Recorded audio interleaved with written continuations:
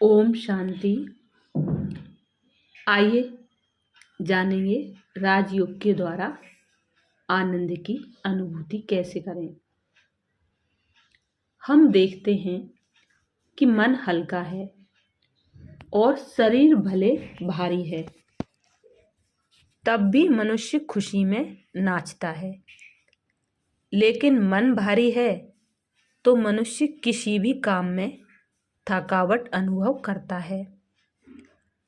36 प्रकार के स्वादिष्ट भोजन और खुशी का वातावरण भी उसे अच्छा नहीं लगता। मन क्या है, इसको समझना बहुत आवश्यक है, क्योंकि मन का संकल्प ही कार्य व्यवहार में आता है। मन के भारीपन का कारण है आत्मा के पाप कर्म और नकारात्मक व व्यर्थ विचार।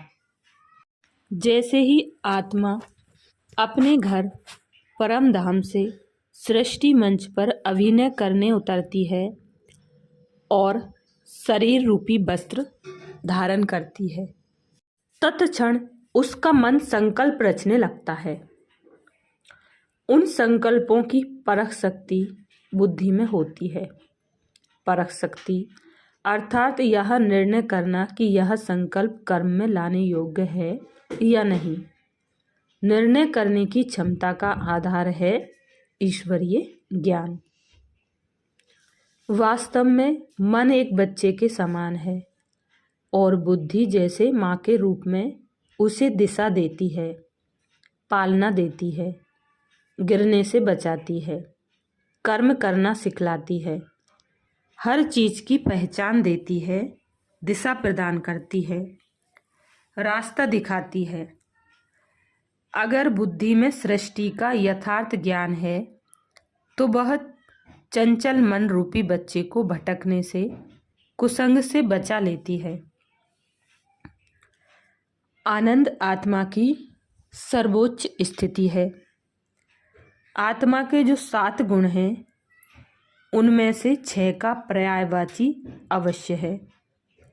जैसे ज्ञान का पर्यायवाची अज्ञान है, पवित्रता का अपवित्रता है, शांति का अशांति है, प्रेम का नफरत है, सुख का दुख है और शक्ति का पर्यायवाची कमजोरी है।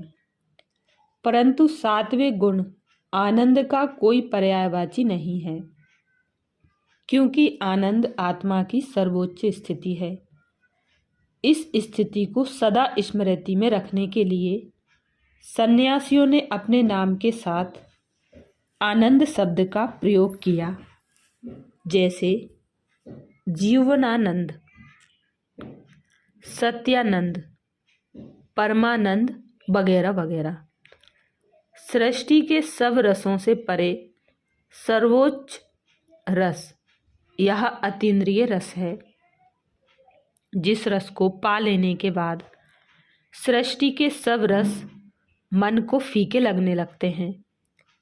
इस रस को पाने का मार्ग है राजयोग और ईश्वरीय ज्ञान, जो केवल निराकार परमात्मा शिव ही कलयुग के अंत और सतयुग के आदि के संगम पर अपने साकार माध्यम ब्रह्मा मुख से सिखलाते हैं। आत्मा देह और देह की दुनिया को भूल निज स्वरूप में स्थित हो प्यार के सागर परमात्मा के प्यार में लीन होकर परमानंद अवस्था को प्राप्त कर लेती है। और जब वह फिर से कर्म क्षेत्र पर देह की स्मृति में आती है, तो भी यह उसी अवस्था के अनुभव में रहती है।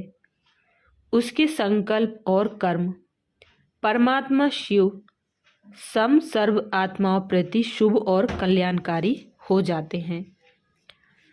आत्मा अपने आनंद स्वरूप स्थिति के संस्कार, पवित्रता के संस्कार, दातापन के संस्कार, सर्व को सुख देने के संस्कार, जो उसने राजयोग और ईश्वरीय ज्ञान से संगम युग पर बनाए, उन्हें सतयुग में अपने साथ ले जाती है और 2 युग सतयुग और त्रेता युग में उन संस्कारों के कारण स्वयं को भी तथा सर्व को भी सर्व प्रकार से सुखी रखती है, तभी उस कालखंड को स्वर्ग कहा गया है।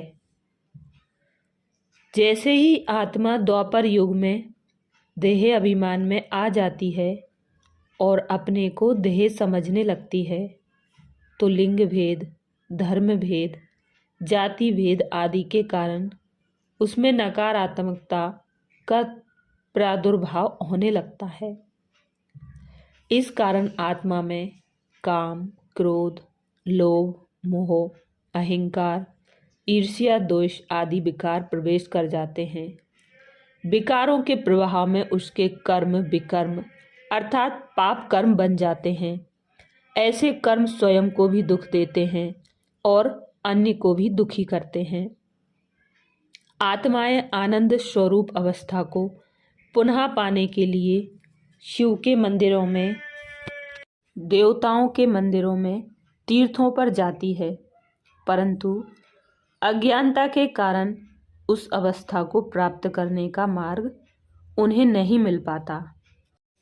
आत्मा को फिर से आनंद स्वरूप देव पद प्राप्त कराने के लिए पुरुषोत्तम संगम युग में निराकार परमात्मा शिव का अवतरण होता है और वो अपने साकार माध्यम ब्रह्मा के मुख कमल द्वारा ईश्वरीय ज्ञान और राजयोग की शिक्षा देते हैं, जिससे आत्माएं स्वयं की पहचान पाकर परमपिता परमात्मा और सृष्टि के आदि मध्य अंत को जानकर अपने मन को परमात्मा शिव की याद में एकाग्र कर फिर से परमानंद की अवस्था की प्राप्ति कर सकती है। विश्व की सर्व आत्माएं एक परमपिता परमात्मा शिव की संतान हैं और उस परमात्मा के सुख शांति आनंद के बरसे की अधिकारी हैं। उनसे अनुरोध है कि अब अज्ञान नींद से जागकर ईश्वरीय ज्ञान और राजयोग के द्वारा परमात्मा से संपर्क बनाएं और अपना ईश्वरीय जन्म सिद्ध अधिकार प्राप्त करें। अभी नहीं तो कभी नहीं। अधिक जानकारी के लिए ब्रह्मा कुमारीज के किसी भी सेवा केंद्र पर जाकर संपर्क कर सकते हैं। आइए अब हम सभी आनंद की अनुभूति के लिए मेडिटेशन करेंगे। थोड़ी देर अपने भ्रुकुटी पर ध्यान केंद्रित करें। अपने को छोटा सा बिंदु स्टार महसूस करें और डीप साइलेंस में चले जाएं।